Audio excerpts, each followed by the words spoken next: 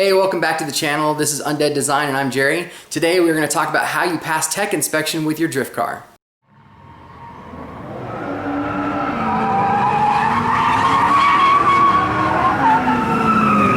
Tech inspection comes down to three things: nothing loose or leaking, nothing broken, and everything safe. We're going to start with the exterior of the car. My 4-year-old son Caleb is helping me make sure that the taillights are working by stepping on the brake for me. If you're planning on night drifting, you also need working headlights. If you don't have somebody to hold the brakes for you, just grab something heavy like this, set it on the brake pedal. Then you can check for yourself if the taillights are lighting up or not. Make sure your gas cap is secure. So when it comes to passing tech with suspension, they're going to put your car up on a jack and they're going to give things a wiggle, especially the wheels. Make sure the bearings are snug and tight, that there's not any play in them. And then also with the front steering here, let me show you. So same thing, they're going to give this a shake. Now the thing that's interesting is that I noticed this with my car.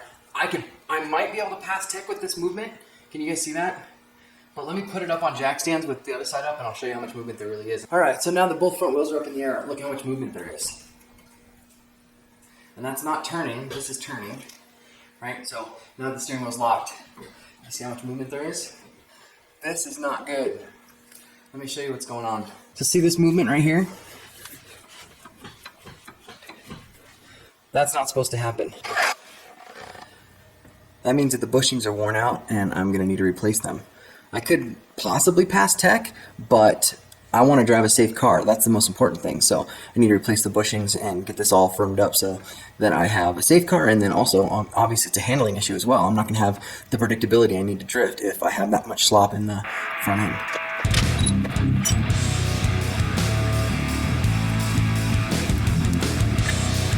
So this is real basic. Just take everything apart so that I can get at the bushings and replace them.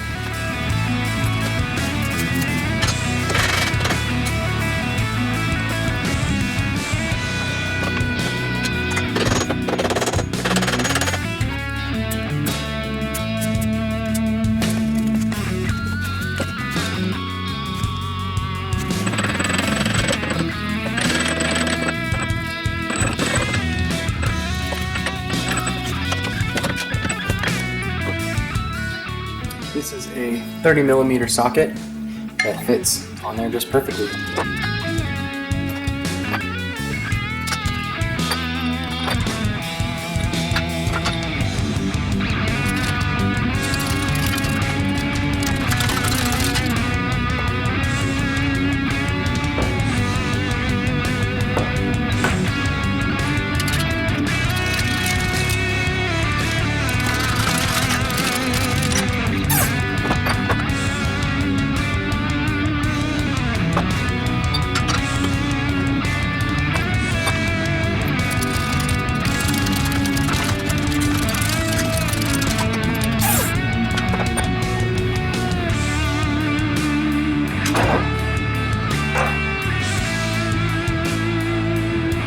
After pressing out the center of that bushing, I'm now very carefully cutting a wedge from the outer ring so that I can remove it without damaging the compression arm. For the shock mount bushing on the lower control arm, you do have to chamfer the edge of the hole, so make sure you follow the instructions when you do the install.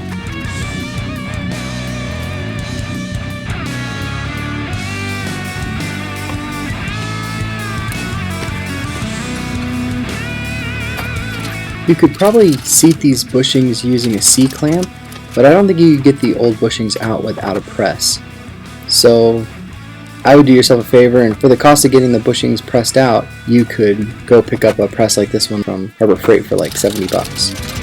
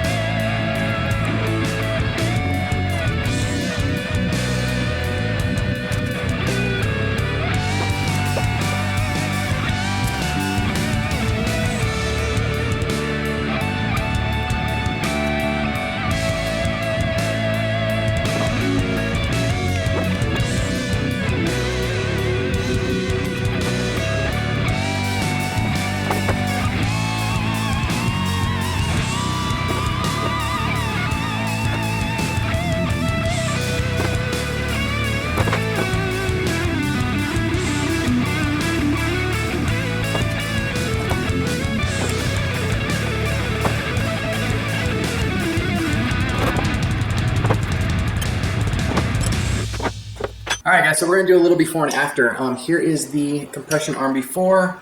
I probably should replace this, but I don't have the money to replace the whole thing because this is going out, but it's not terrible yet, so it's okay for now. So that's the before, and then here is the after.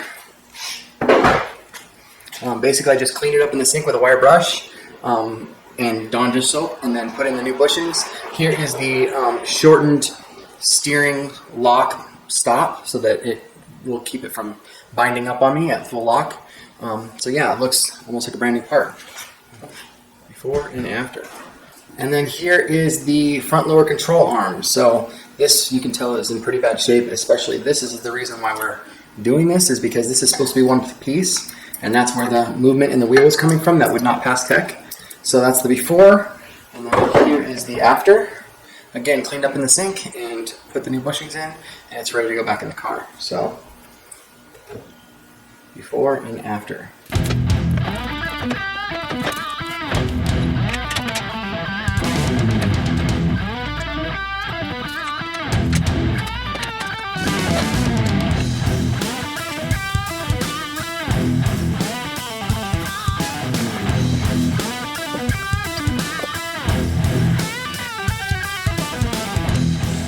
Obviously this is the reassembly. I did want to mention that while I had this apart, I replaced the lower ball joints, but I didn't get any footage of it because there wasn't really much to see. I just pulled out the knuckles and took them to a shop to get the ball joints pressed out and the new ones pressed in. I would have done it myself, but they wouldn't fit in my little press. And the ball joint puller kit that I borrowed didn't have the right cup size to make it work.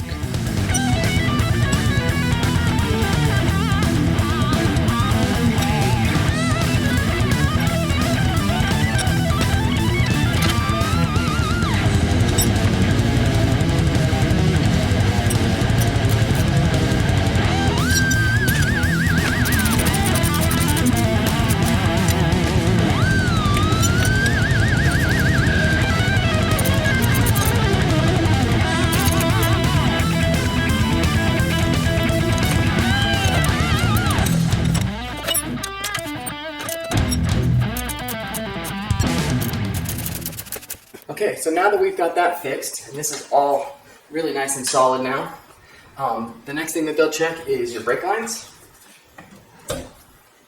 So they're going to look in here and make sure your brake lines are real solid, that there's no fraying or anything like that. They'll check your steering to make sure that it doesn't have play in it, that it's nice and smooth. And then also, while they're here, they're going to check your tires, make sure they're not overly worn, that they're not old and cracked and dry rotted, that sort of thing. Just that you have some fairly decent quality tires on there. Not that they have to be new or anything. They're going to check and make sure all your lugs are there.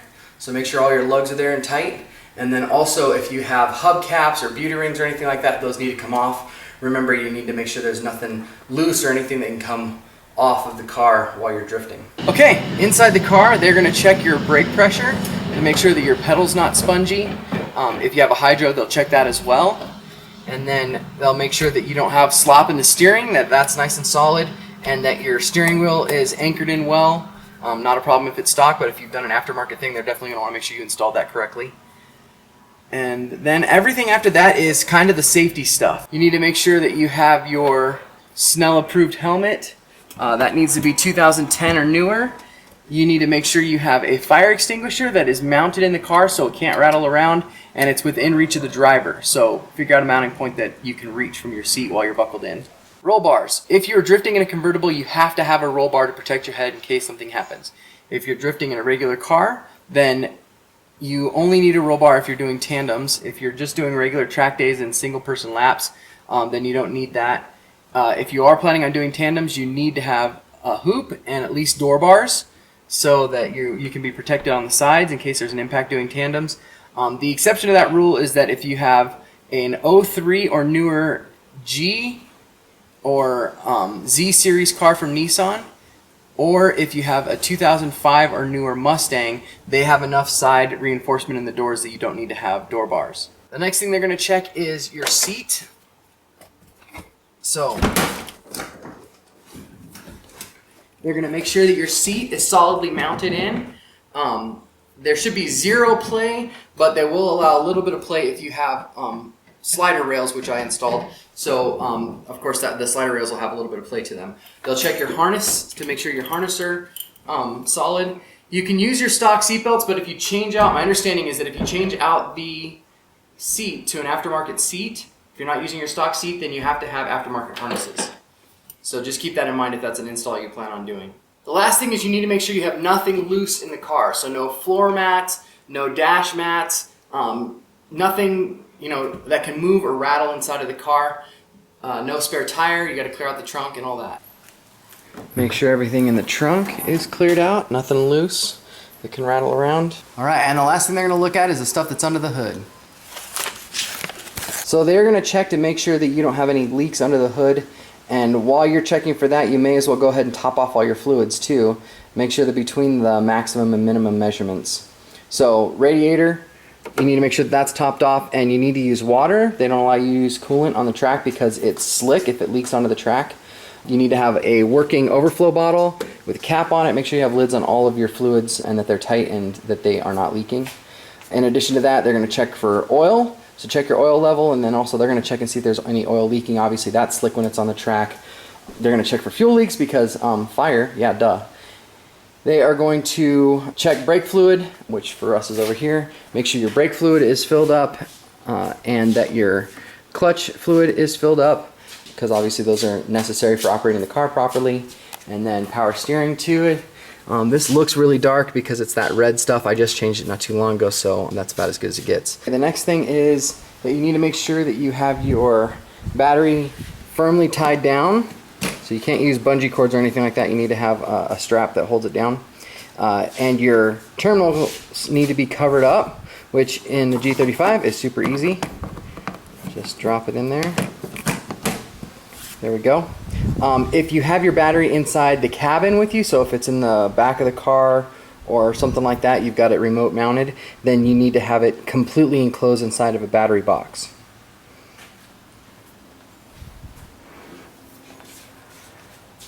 And then other than that, you just need to make sure that you don't have any exposed wires or frayed ends sticking out, anything loose. Anything like that. Everything needs to be secure and safe. Here's our completed tech form. I will include a link in the description to this form on the US Drift website. So with the idea of tech inspection, it makes me think about following the rules. And it's interesting because Paul addresses this idea in his second letter to Timothy. In the second chapter, he says that an athlete has to follow the rules to be able to win a competition.